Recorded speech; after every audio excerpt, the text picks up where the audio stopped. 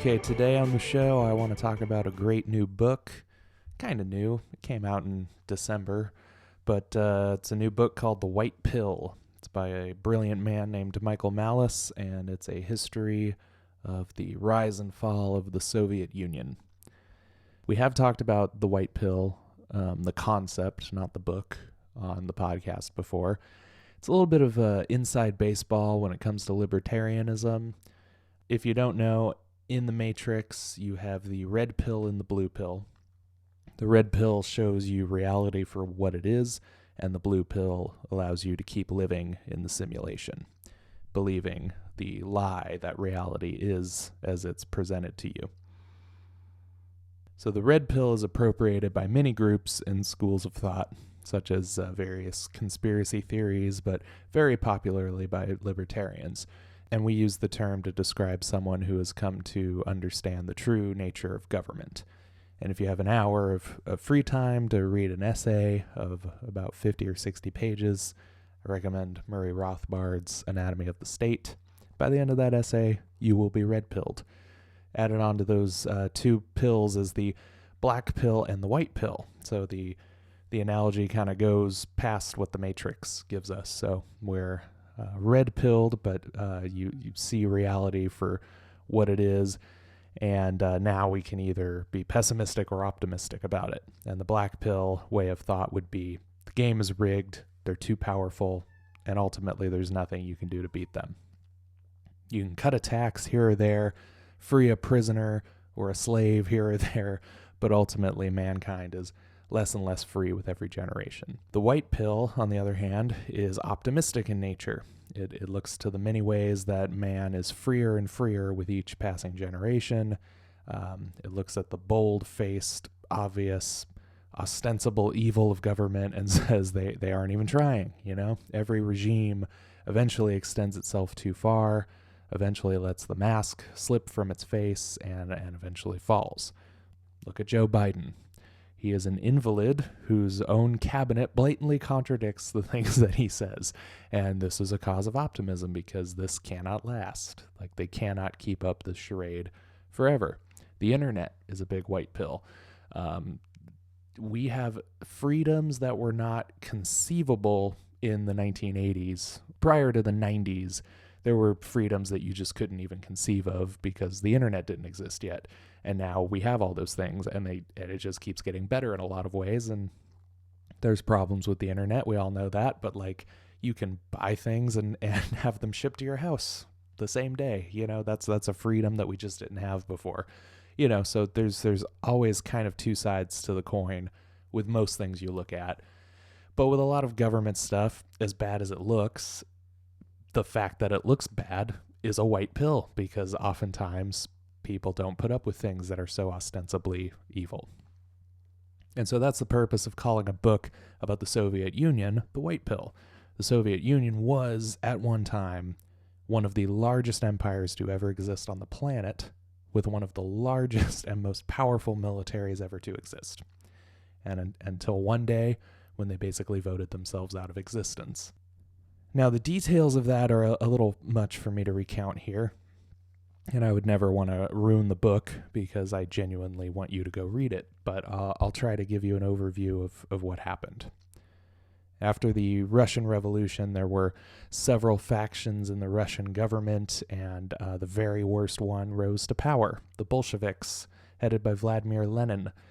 And they eventually became a transcontinental nation that included Eurasia and large portions of Europe, and their reign was long and bloody. They were called the Soviet Union. There were famines that spanned decades because, you know, communists aren't good at producing anything, and millions of people died not only of starvation, but of disobedience to the government. At one point, people would be piled in these 3-foot wide holes, up to 18 people at a time, and the ones at the bottom would be crushed and pissed on. And that made me very claustrophobic when I first read it. Mothers would beat their infants because the constant cries of hunger would drive them to madness and be more than they could take. It's a legacy of brutality and human suffering for which I struggle to find a parallel in history. Not that I'm an expert.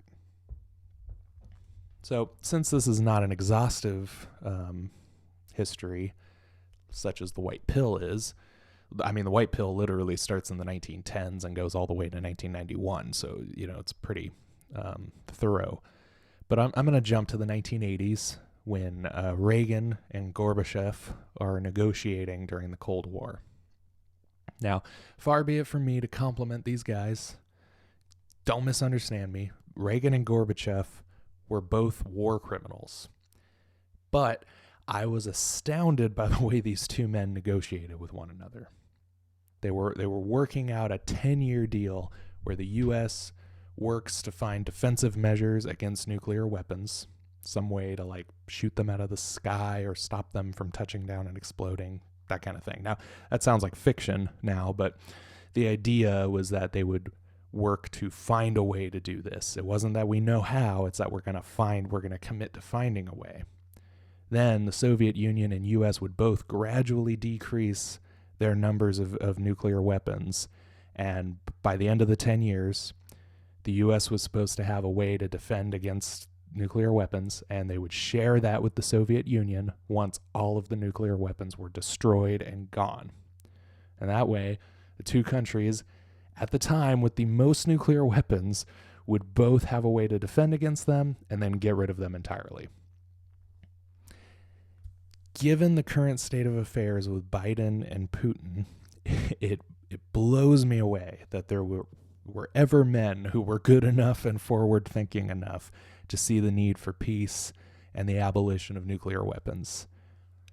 And again, they were both war criminals, but when it comes to Russia-U.S. relations, they were just much better than the men that we have handling that now. It's crazy to think there was ever a time when we were talking about getting rid of those weapons, If somehow you don't know the story of the Soviet Union, then this is a massive spoiler, and you might want to read the book to hear this next part. But here goes. On Christmas morning, 1991, the Soviet Union voted to dissolve. And that's it. One of the largest empires to ever exist in world history, and they just dissolved one day. I wasn't born yet, so I have no memory of a time when the Soviet Union existed, but I learned from the book that nobody ever expected this. Everyone expected the Soviet Union to exist forever, or at least as long as the U.S. empire existed, and it was a Christmas miracle when it fell. So that's the White Pill, the concept, not the book. It's the most brutal regime in world history, and just fell one day, basically because they ran out of money. Do not look at any evil empire as something that will always be there. They are easily defeated. In fact, read Scott Horton's book, Fool's Errand, which is a history of U.S. relations with Afghanistan. And in that book, you're going to see that America basically backed Afghanistan in a war against the Soviet Union to bankrupt them. And it worked. And that's basically why the Soviet Union fell. And Osama bin Laden basically decided to use that same tactic against the U.S., and it also worked. We basically bankrupted ourselves with a war in Afghanistan, just like the Soviet Union did. Bin Laden got exactly what he wanted. Empires are expensive. Evil doesn't work. Communism doesn't work. Read The White Pill. It's an excellent book. I'll talk to you guys next week.